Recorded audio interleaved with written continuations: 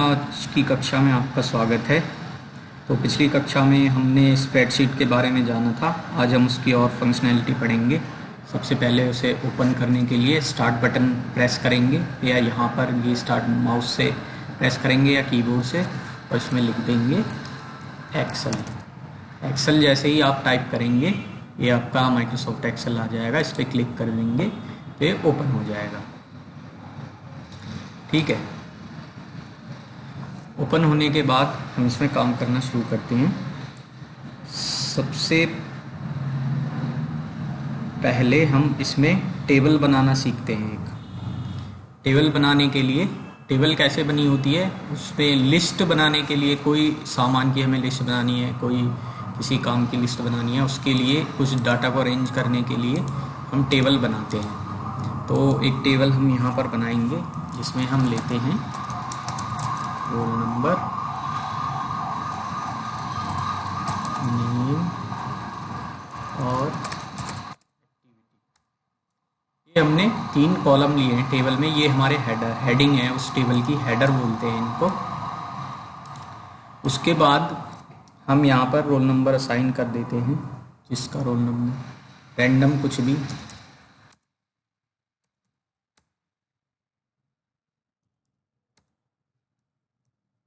ये हम कीबोर्ड से टाइप करते जा रहे हैं और एंटर प्रेस करते जा रहे हैं। ऐसे हम रोल नंबर ये डालते जा रहे हैं।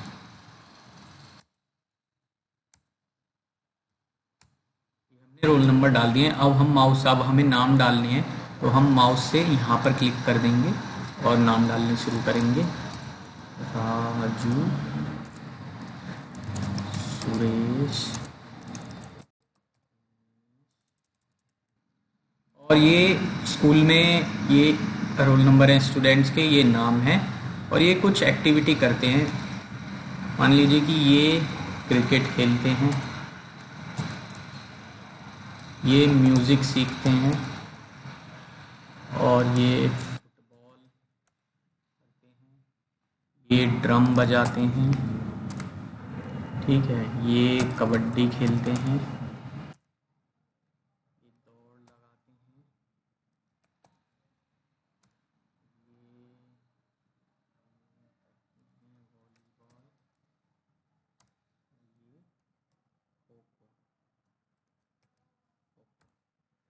ये हमारी एक देखिए टेबल बन गई। इसको हम बॉर्डर दे देते हैं। इसको सेलेक्ट किया हमने और यहाँ गए बॉर्डर्स में और ये बॉर्डर, ये हमने एक टेबल बना दी। इसके बाद इस टेबल को हम सेव कैसे करेंगे। टेबल को सेव करने के लिए क्या करते हैं, यहाँ पे जाते हैं फाइल में और इस पर क्लिक कर देते हैं और यहाँ सेव का ऑप्शन आ रहा है, उस पर क्लिक करते हैं। फिर सेव ऑप्शन आने के बाद ये ऐसा एक डायलॉग बॉक्स खुल जाएगा हमारे पास। ये इसलिए खुलता है कि हम अपनी फ़ाइल का कोई नाम दे सकें और किस लोग कंप्यूटर में मेमोरी होती है उसमें कहाँ पर सेव करना चाहते हैं आप इस फाइल को।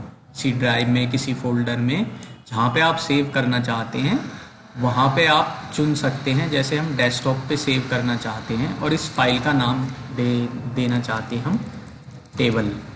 ये फाइल का नाम दिया हमने और यहाँ पर ये लोकेशन दी। अब डेस्कटॉप पर ये टेबल नाम से हमारी, जैसे ही हम सेव करेंगे ये फाइल एक क्रिएट हो गई।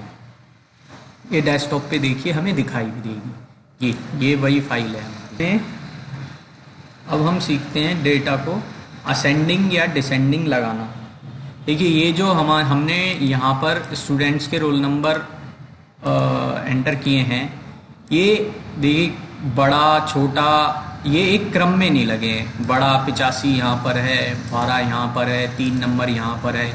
तो हम चाहते हैं कि ये क्रम में लगे, या तो सबसे छोटा पहले और या तो बढ़ते हुए क्रम में या घटते हुए क्रम में। तो उसके लिए हम क्या करेंगे, इसके हेडर को सेलेक्ट कर लेंगे, यहाँ पर क्लिक कर देंगे रोल नंबर पे और होम पे जाएंगे। ये हमारा होम टैब है, यहाँ पे क्लिक किया और इसके सबसे एंड में हम देखेंगे ये हमें दिया है सॉर्ट एंड फिल्टर। ये AZ इस पे लिखा हुआ है और एक ये बना हुआ है सॉर्ट एंड फिल्टर में एक ये नीचे की तरफ को छोटा सा डाउन एरो दिया हुआ है, इस पर क्लिक करेंगे और यहाँ पर देखिए सॉर्ट A to Z का ऑप्शन आ जाएगा, यानी ABCD इस तरीके से। इसका मतलब होता है बढ़ते हुए क्रम में सॉर्टिंग करना, मतलब एक बढ़ते हुए या घटते हुए क्रम में लगा देना। जैसे ही हम इस पर क्लिक करेंगे तो ये देखिए ये जो हमारे रोल नंबर थे, अब सबसे छोटा सबसे पहले, उसके बाद उससे बड़ा, उसके बाद उससे बड़ा, उसके बाद उससे बड़ा, और ये जो देखिए संतोष हमने सबसे लास्ट में लिखा था, खो खो खेलता था जिसका रोल नंबर 3 था, अब संतोष का रिकॉर्ड सबसे ऊपर आ गया क्योंकि ये रोल नंबर के हिसाब से अरेंज हो गई। दूसरा इसमें क्या है, वहीं पर सॉर्ट एंड फिल्टर में चाहे तो आप इनको घटते हुए क्रम में लगा सकते हैं, यानी सबसे बड़ा सबसे ऊपर, फिर उससे छोटा, फिर उससे छोटा और अंत में सबसे छोटा। तो यहाँ पर गए हम और सॉर्ट Z to A, यानी Z से A की तरफ, यानी उल्टे पहले वाले के, यानी घटते हुए क्रम में। जैसे ही हम इस पर क्लिक करेंगे ये देखिए 98 सबसे ऊपर, 85 और 3 जो सबसे छोटा था वो सबसे नीचे पहुँच गया। तो ऐसे हम एक टेबल बनाते हैं और उस पर हम असेंडिंग और डिसेंडिंग की अपनी कमांड लगाते हैं। इसके बाद हमारे पास एक और टेबल है, ये टेबल भी हमने पहले वाली टेबल की तरह ही बनाई है, जैसे आपने पिछली अभी टेबल देखी, सिर्फ इसमें ये दूसरी तरह की टेबल है। इसमें हमने कुछ और आइटम्स लिए हैं, इस पर हम कुछ और फॉर्मूला यूज़ करना सीखेंगे अपने। तो देखिए एक टेबल है, इसमें कुछ आइटम दिए गए हैं, बैट, बॉल, फुटबॉल, वॉलीबॉल, और उसका यूनिट प्राइस दिया गया, यानी एक बैट कितने का, 500 रुपये का, एक बॉल कितने की है, 60 रुपये की है, एक फुटबॉल कितने की है, 400 रुपये की है। तो और क्वांटिटी हमने कितनी खरीदनी है, 6 बैट खरीदने हैं, 2 बॉल खरीदने हैं, इस तरीके से ये 4, और टोटल कॉस्ट उनका, यानी हम एक बॉल 60 रुपये के हिसाब से एक बॉल का प्राइस है 60 रुपये, तो 2 बॉल खरीदनी है, यानी क्वांटिटी 2, तो टोटल कितने की हो गई वो 120 रुपये की। अब ये हम कैलकुलेशन सारे फार्मूला लगा के करेंगे। फार्मूला लगा टोटल कॉस्ट निकालने के लिए हम फार्मूला लगाएंगे, वो हम कैसे लगाते हैं देखिए। कोई भी एक्सेल में फार्मूला लगाने के लिए हम इक्वल टू साइन का यूज़ करते हैं।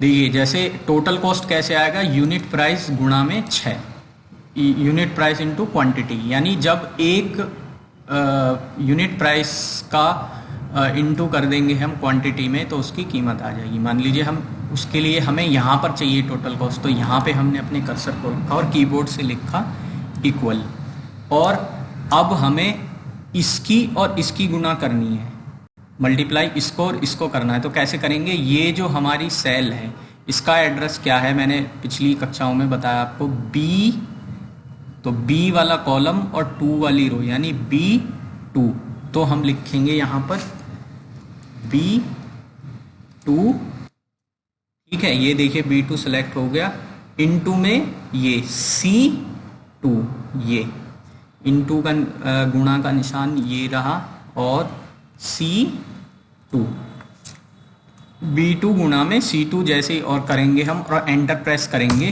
तो ये देखिए हमारा टोटल कॉस्ट आ गया, यानी 500 की एक बैट है तो 6 बैट कितने के हुए, 3000 रुपये के।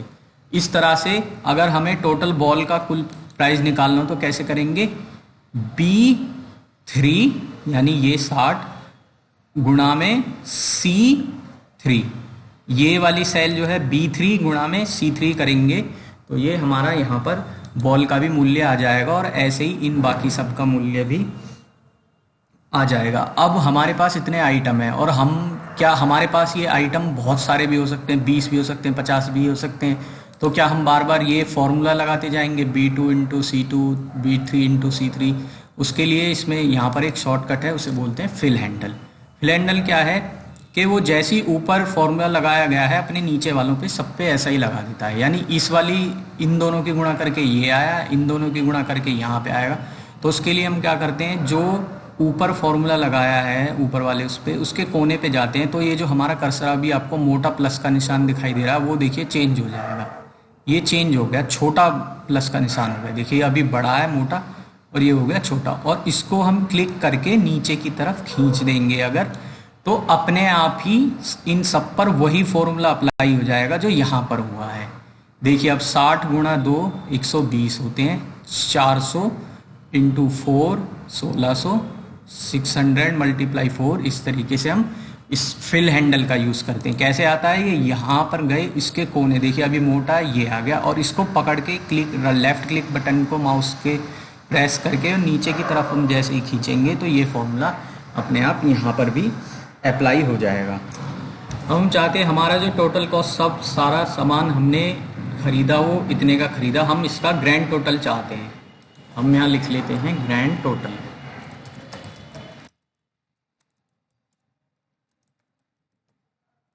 ग्रैंड टोटल तो वो हम कैसे निकालेंगे, यानी इन सबको हमें जोड़ना है। तो उसके लिए हम फॉर्मूला जैसे हमने इक्वल टू का यूज़ करके, यानी बराबर का जो निशान है उसका यूज़ करके बना था, वो बराबर लिखा, और हम लिखेंगे सम और सेल रेंज दे देंगे, यानी यहाँ से यहाँ तक की जो सेल हैं उनका हमें सम चाहिए। ये इस सेल का नाम क्या है, D2, D2 से D6 तक हमें सम चाहिए। तो वो हम कैसे सेल रेंज देते हैं, D2, और ये दो बिंदे इन्हें बोलते हैं कॉलन, D2 कॉलन D6 अगर हम लिख देंगे ब्रैकेट के अंदर, तो ये हमारी सेल रेंज सेलेक्ट हो जाएगी, और एंटर प्रेस कर देंगे तो हमारे पास इनका टोटल सम आ जाएगा। या फिर इसके लिए एक हमको फॉर्मूला है, फॉर्मूला पहले से इसमें बनाया है, उसे सम फॉर्मूला होता है यहाँ पे ऑटो सम का। ये यहाँ पे देखिए ऑटो सम लिखा हुआ है। यहाँ पर मान लीजिए हम इसको पहले मिटा देते हैं, यहाँ पर हम जहाँ पर हमें सम चाहिए वहाँ हम क्लिक करेंगे और ऑटो सम पे क्लिक करेंगे, और ये फॉर्मूला देखिए इसमें लग के भी आ गया, ये अपने आप आ जाएगा। और इतनी जहाँ पर जितना आपको सम चाहिए जिन वैल्यूज़ का, उनको आप माउस का क्लिक बटन प्रेस करके रेंज को सेलेक्ट कर लीजिए और एंटर प्रेस कर दीजिए, तो भी सेम सम आ जाएगा। यानी चाहे तो आप इस ऑटो सम फॉर्मूला से सम फंक्शन यूज़ कीजिए, चाहे इक्वल टू सम लिख के यूज़ कीजिए, सेम बात है। उसके बाद हम एक और चीज़ देखना चाहेंगे इसमें कि ये जो सारा सामान हमने ख़रीदा उसमें सबसे कम कीमत का क्या सामान आ गया, यानी लोएस्ट कॉस्ट, सबसे कम कीमत किसकी थी और सबसे ज़्यादा हाईएस्ट कॉस्ट किसकी थी।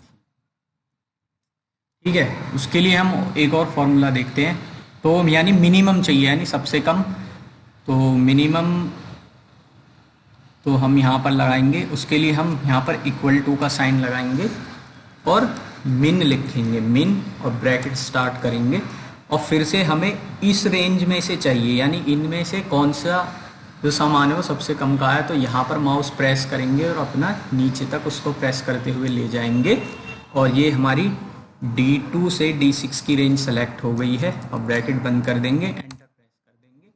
तो लोएस्ट कॉस्ट कौन सी है, 120 रुपये। देखिए इनमें सबसे सस्ती जो बॉल है वही आई थी, 60 रुपये की एक बॉल थी, 2 बॉल हमने 120 में खरीदी थी। ऐसे ही हाईएस्ट कॉस्ट के लिए हमको मैक्स फंक्शन यूज़ करना है। उसके लिए हम इक्वल टू साइन लगाएंगे और लिखेंगे मैक्स, और ब्रैकेट स्टार्ट करेंगे, और फिर से ये रेंज सेलेक्ट कर लेंगे, क्योंकि इन्हीं में तो सबसे ज़्यादा कीमत की क्या आई है वो निकालनी हमें, और ब्रैकेट बंद करके हम एंटर प्रेस कर देंगे। तो ये 3000 रुपये हाईएस्ट कॉस्ट है, 3000 रुपये के हमने बैट खरीदे हैं। बाकी देखो उससे कम का ही सामान हमने जो भी कुछ खरीदा है वो कम ही खरीदा है। इसके बाद एक और फंक्शन है काउंट। काउंट में हम क्या करते हैं कि हमने कितने नंबर ऑफ आइटम खरीदे, हमने कितने खरीदे टोटल। हमने देखिए 1 2 3 4 5 आइटम, 5 प्रकार के आइटम खरीदे हैं। तो वो कैसे, ये मान लो अगर बहुत बड़ी टेबल होती या कुछ भी होता तो कैसे करते हैं, हम काउंट फंक्शन यूज़ करते हैं। उसके लिए इक्वल टू काउंट फंक्शन लगाए और ब्रैकेट स्टार्ट करें, और काउंट मान लीजिए इन पे किसी पे भी लगा देते हैं हम, यहाँ से यहाँ तक कितने हो गए, 5 चीज़ें यानी हमने खरीदी हैं। और अब पर जो आइटम है उसका प्राइस इतना इतना है। अब हम कुछ एवरेज प्राइस निकालना चाहें इसका, तो एवरेज प्राइस हम लिख लेते हैं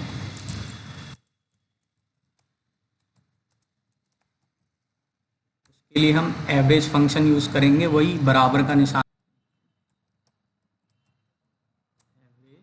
और हमने यहाँ से यहाँ तक की रेंज इसमें पास कर दी। ये देखिए, तो इसने हमें एवरेज निकाल के दे दिया, यानी एवरेज है 352 यानी 352।